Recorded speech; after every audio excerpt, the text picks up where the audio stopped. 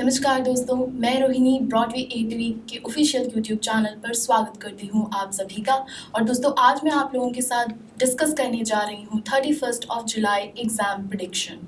जैसा कि आप सभी जानते हैं, 31 जुलाई आईडीपी के द्वारा दी गई एडिशनल टेस्ट डेट है उन सभी बच्चों के लिए जो आईएलटीएस का एग्ज़ाम देना चाहते हैं।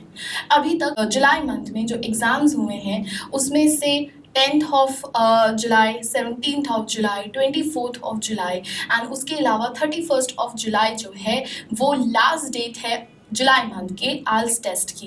तो कैसा रहेगा आपका 31 जुलाई का आइल्स टेस्ट, किस तरह के टाइप ऑफ क्वेश्चंस रहेंगे, क्या प्रेडिक्शंस हैं इसकी, वो आज आप भी इस वीडियो के द्वारा जान सकेंगे। इसके लिए ज़रूरी है कि आप सबसे पहले हमारे चैनल को सब्सक्राइब करके रखें, जिससे कि आइल्स रिलेटेड या लैंग्वेज प्रोफिशिएंसी रिलेटेड जैसे कि स्पोकन इंग्लिश, पीटीई या टॉफल के बारे में हर तरह की जानकारी आपको सबसे पहले मिल सके। तो आइए अब शुरुआत करते हैं अपने आज के इस टॉपिक से, जो कि है आइल्स exam prediction for 31 July.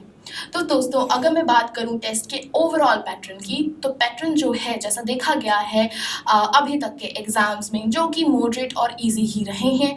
Students को बहुत ज़्यादा डिफिकल्टी एग्जाम टेस्ट में नहीं फेस करनी पड़ी है। तो अगर मैं उस चीज़ को ध्यान में रखते हुए 31 जुलाई की प्रेडिक्शन बताऊं, तो बहुत हद तक आपका जो एग्ज़ाम है वो मॉडेस्ट रहने वाला है।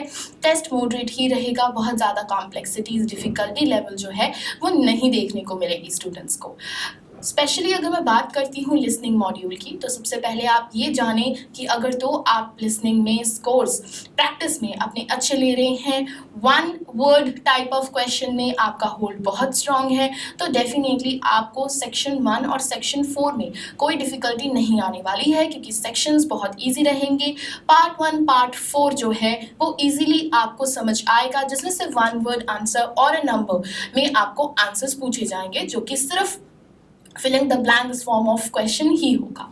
इसके अलावा अगर बात की जाए सेकंड सेक्शन की, तो सेकंड सेक्शन में पूछे जाने वाले क्वेश्चंस में चांसेस हो सकती है कि आपको मैच द कॉलम्स आए, मैच द हेडिंग्स, आपको ऑप्शंस दिए हो सकते हैं and you have to choose right option for the right question. And इसके अलावा सेक्शन 2 में जो दूसरा टाइप ऑफ क्वेश्चन एक्सपेक्टेड है, that is MCQs, multiple choices of question with short statements. बहुत ज़्यादा लेंथी स्टेटमेंट्स नहीं रहेंगे, शॉर्ट स्टेटमेंट रहेंगे, जिससे कि आप अपने क्वेश्चन को पढ़ सके इन टाइम।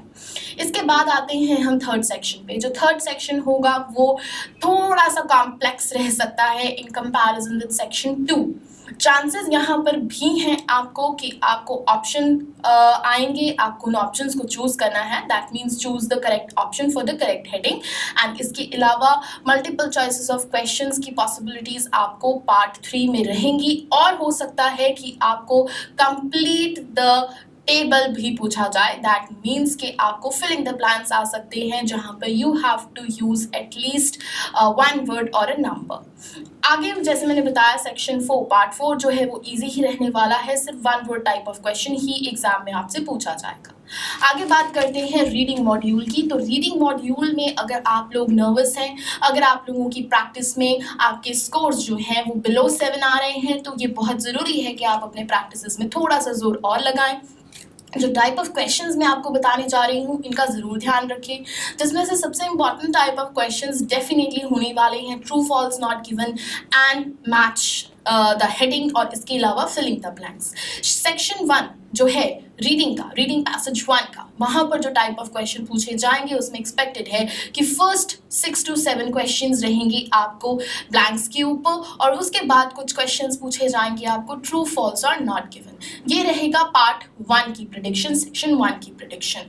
इसके अलावा अगर मैं बात करूँ पैसेज 2, पैसेज 3 में और कौन कौन से क्वेश्चंस होंगे, तो यहाँ पे आपको मैच द हेडिंग पूछे जा सकते हैं, लिस्ट ऑफ हेडिंग्स पूछे जा सकते हैं, choose the right paragraph for the statement, ये टाइप ऑफ क्वेश्चंस आ सकते हैं।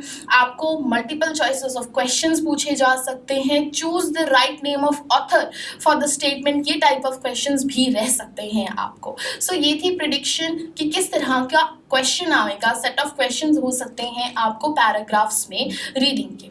तो रीडिंग जो है वो आपकी मॉडरेट रहेगी, बहुत ज़्यादा डिफ़िकल्टीज नहीं आएंगी, पर फिर भी अपनी स्किमिंग एंड स्कैनिंग के अलावा अपनी अंडरस्टैंडिंग को ज़रूर ध्यान रखें, क्वेश्चंस को सही तरीके से ज़रूर समझें जिससे कि आप राइट क्वेश्चन को आंसर कर पाओ। आगे बढ़ते हैं और मैं बताना चाहूँगी आपको कि आपका टास्क 1 और टास्क 2 किस तरीके से आएगा, कौन कौन से टाइप ऑफ क्वेश्चंस एक्सपेक्टेड हैं। टास्क 2 की अगर मैं बात करूं तो टास्क 2 में जो टाइप ऑफ क्वेश्चन आपको पूछा जा सकता है वो या तो हो सकता है discuss both views and give your opinion. इसके अलावा पॉसिबिलिटीज़ हैं कि आपको problem solution type of question पूछा जाए, या फिर आपको एडवांटेजेस डिसएडवांटेजेस में से भी चीज़ें पूछी जा सकती हैं।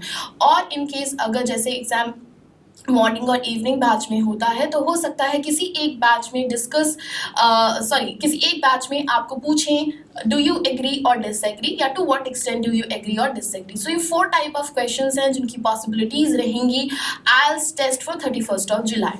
तो ये थी लिसनिंग, रीडिंग, राइटिंग की प्रेडिक्शन। अगर मैं बात करूँ स्पीकिंग की तो बहुत सारे स्टूडेंट्स अभी अपना स्पीकिंग का स्लॉट रिसीव कर चुके हैं।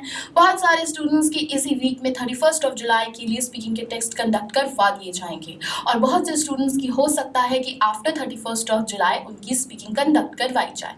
तो अगर आपको भी स्पीकिंग में आइडिया जनरेशन को लेकर प्रॉब्लम आ रही है तो हमारे द्वारा ऑलमोस्ट फ्रीक्वेंटली हम आपके साथ डिस्कस करते रहते हैं आइल्स स्पीकिंग के क्यू कार्ड के टॉपिक्स, जिससे कि आपको अपनी प्रैक्टिस में कोई प्रॉब्लम ना आए। तो इन केस आप किसी स्पीकिंग के क्यू कार्ड में स्टक हैं तो हमें कमेंट करके ज़रूर बताएं कि कौन सा क्यू कार्ड, कौन सा टॉपिक है जिसमें आपको दिक्कत आ रही है, और आप जान सकेंगे उस क्यू कार्ड की डिटेल इन्फॉर्मेशन।